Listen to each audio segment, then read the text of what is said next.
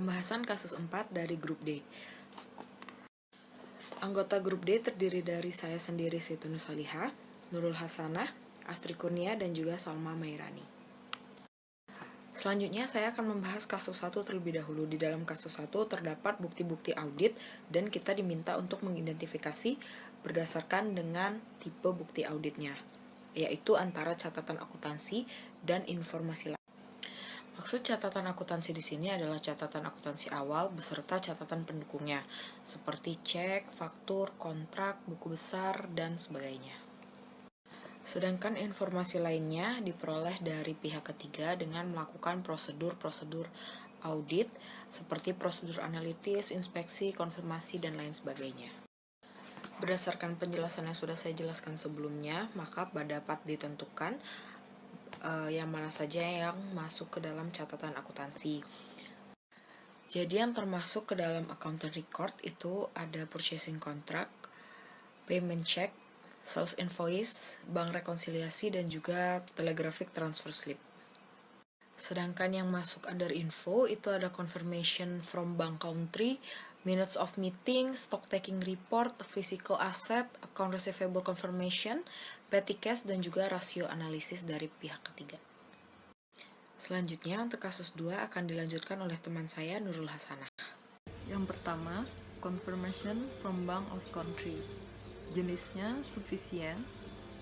Alasannya, bank of country memberikan konfirmasi positif bahwa dana Safir Tech benar-benar ada dan bukti ini sudah cukup untuk akun bank.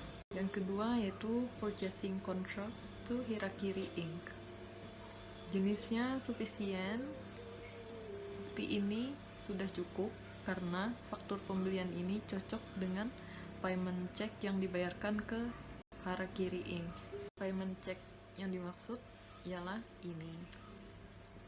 Dan menurut kami bukti ini sufficient karena cek yang dibayarkan nominalnya sama dengan faktur pembelian di bukti sebelumnya, yaitu senilai $225.340.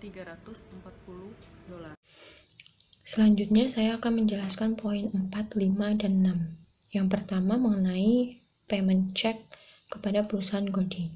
Bukti ini termasuk bukti yang tidak cukup. Alasannya, memang jika dilihat dari tingkat materialitas, bukti ini termasuk bukti yang material. Tetapi, jika dilihat dari faktor lain, bukti ini termasuk bukti yang mengandung risiko bawaan cukup tinggi, yaitu mudah dimanipulatif, sehingga bukti ini tidak cukup untuk mendukung penilaian asersi. Harus ditambah bukti lain yang bersumber dari luar klien atau mengecek rekening koran klien atas pembayaran tersebut.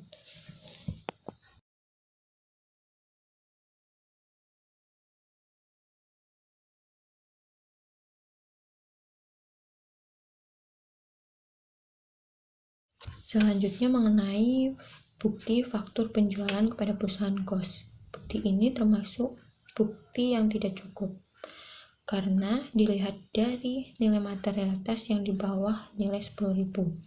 Sehingga jika ada kesalahan salah saji termasuk tidak material, sehingga tidak berpengaruh besar pada penilaian asersi. Untuk faktur penjualan misteri, bukti ini juga termasuk bukti yang tidak cukup. Alasannya, jika dilihat dari nilai materialitas, memang termasuk bukti yang material, tetapi lihat dari faktor lain, risiko bawaan bukti ini juga mudah dimanipulatif, sehingga harus didukung dengan bukti lain, yaitu bukti konfirmasi dari pihak pembeli. Contohnya bukti penerimaan barang yang disimpan oleh pihak pembeli.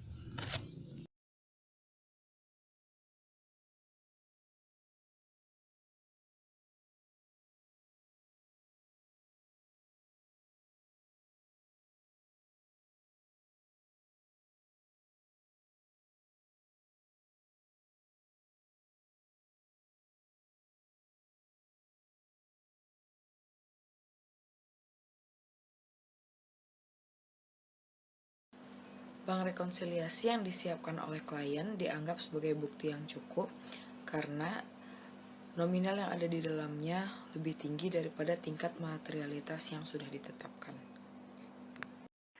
Minutes of meeting dianggap bukti yang tidak cukup karena tidak berisi informasi penting yang mempengaruhi laporan keuangan perusahaan. Bukti ini dianggap tidak cukup karena tidak ditemukan pengecualian saat melakukan penghitungan fisik oleh auditor sehingga tidak material.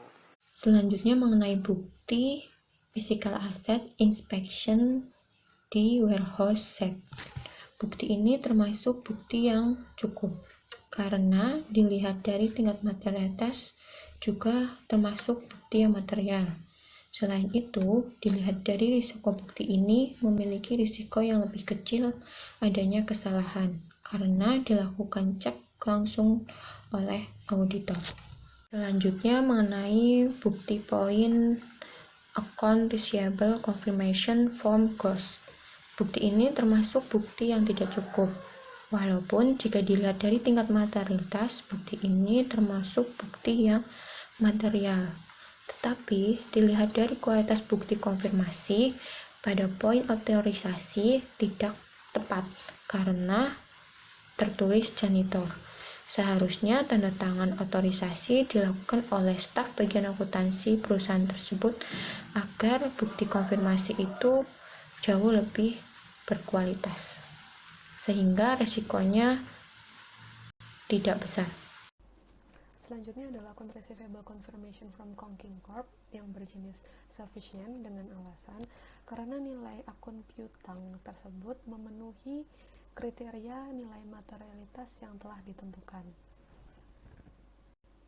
Selanjutnya adalah petty cash inspection report yang berjenis not sufficient dengan alasan karena jumlah total pada petty cash tersebut tidak memenuhi tingkat materialitas yang telah ditentukan.